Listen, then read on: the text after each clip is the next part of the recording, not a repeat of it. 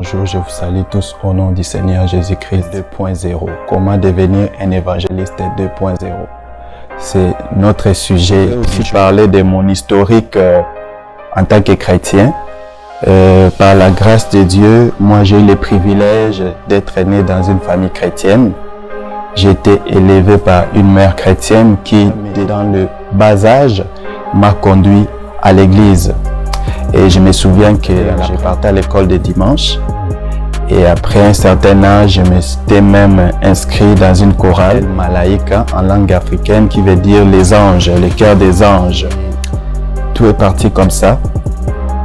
Mais seulement, je partais à l'église par habitude, parce que j'avais des parents chrétiens, je partais à l'église.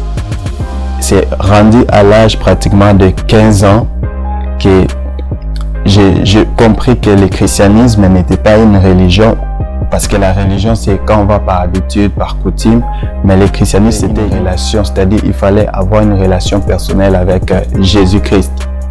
C'est alors que je vais suivre des formations d'affermissement qu'on appelle, pour connaître des notions de base, et ces formations vont me conduire aussi à avoir mon baptême. C'est-à-dire les baptêmes, c'est-à-dire être les baptêmes tels que le baptême de Jésus, qui consiste à plonger dans l'eau. C'est à l'âge de 15 ans que je vais avoir mon baptême avec toute la conscience. Une fois le baptême obtenu, une année après, comme j'étais aux études, j'ai eu beaucoup de difficultés financières, jusqu'à telle enseigne même que après, malgré, au-delà de ces difficultés financières, il y avait aussi le problème de la santé. Je suis tombé gravement malade et cette maladie allait même me conduire à la mort. Et je m'étais dit, à quoi ça sert d'être chrétien si cela ne me conduit pas vraiment à vivre une vie paisible? Parce que après avoir donné ma vie à Jésus, en mon âme et conscience, après m'avoir fait baptiser, c'est à ce moment même que après mon baptême, il y a eu beaucoup de choses, beaucoup de situations malheureuses, le problème aux études, les problèmes financiers, la maladie, tout ça. Et j'étais tellement déçu que j'ai fini par conclure que Dieu n'existait pas. C'est-à-dire que je suis passé de la foi chrétienne, que je peux appeler entre guillemets au refus de Dieu. Mais par la grâce de Dieu, un bon jour, dans mon refus total de l'évangile, dans mon insatisfaction totale de la religion ou bien du christianisme, un couple d'amis va m'inviter un jour dans une nouvelle église dans une église qui venait de s'implanter dans le quartier. Alors, les derniers m'ont invité une première fois parce que c'était comme une conférence, une série de séminaires de quelques jours. Ils m'ont invité une première fois. Mon refus était vraiment grand. J'avais dit que je n'avais pas le temps.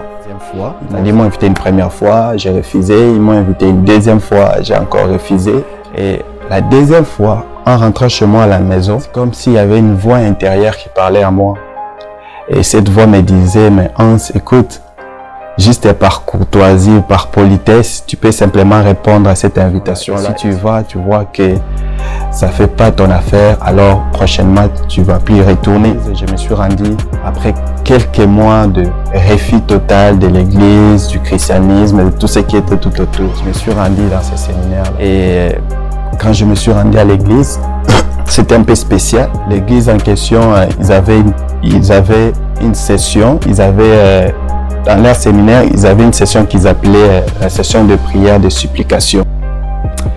Et prière de supplication pour les chrétiens, c'est ce genre de prière où il faut s'humilier devant le Seigneur, il faut demander pardon pour ses péchés, etc. Alors, moi, c'était comme genre de confrontation parce que j'étais là. Pour moi, c'était Dieu qui était à la base de mes problèmes. Étant donné que Dieu était à la base de mes problèmes, c'était pas à moi de lui demander pardon. Donc, pour moi, c'était vraiment infaisable. Donc, je me suis mis à me confronter par rapport aux requêtes que l'orateur donnait. Les dirigeants de prière, je me suis confronté aux requêtes pendant au moins 10 minutes. Je me disais, non, moi, je peux pas supplier Dieu parce que de toutes les façons, c'est lui qui est à la base de mes problèmes. Je suis tombé malade, j'ai eu des problèmes financiers, toutes ces choses-là, c'est Dieu. Donc moi, j'attribuais tous les malheurs qui m'arrivaient à Dieu. Étant donné que ces malheurs, pour moi, c'était Dieu qui était à l'origine. Et du coup, je me disais que je ne pouvais pas supplier Dieu. Mais au bout de quelques minutes, il y a une genre de compassion, de tristesse qui est montée à moi en me disant, mais de toutes les façons, Dieu reste Dieu. Que je refuse son existence, que j'ai mis son existence, il reste Dieu pareil.